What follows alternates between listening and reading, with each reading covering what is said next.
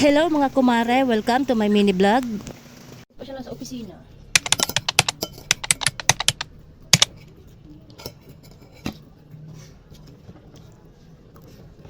Ito nga pala yung ingredients sa lulutuin naming tinawsiang bangus for today's video and for today's ulam.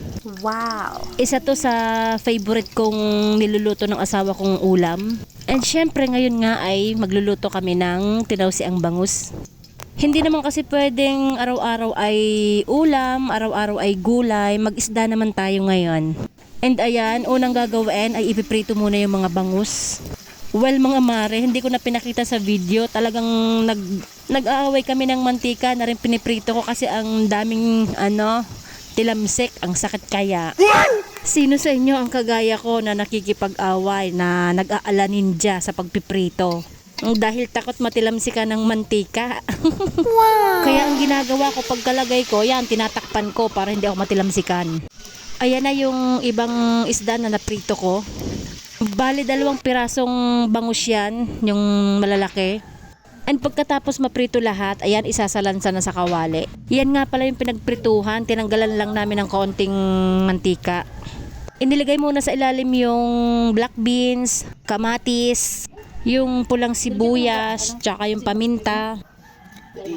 Saka inilagay sa ibabaw yung prinitong bangus. Ayan, nakasalansa na siya ng maigi. And nilagyan na ng toyo. 2 basong tubig. Magic pampalasa para maging magic at masarap. Kasing sarap ko ba yan? Charis.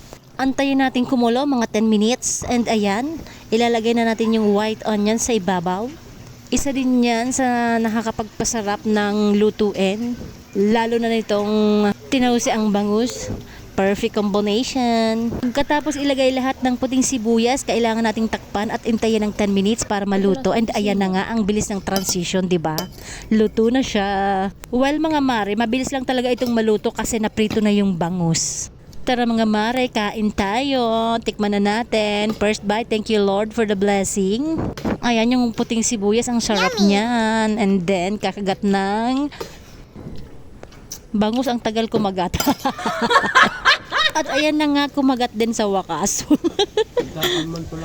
Sarap siya mare, try nyo na. Legit talaga, one of my favorite luto sa bangus. Matakam muna kayo habang hindi nyo pa natatry. Well mga mare, hanggang dito na muna yung aking video for today. I-enjoyin ko muna yung pagkain. Thank you, bye bye.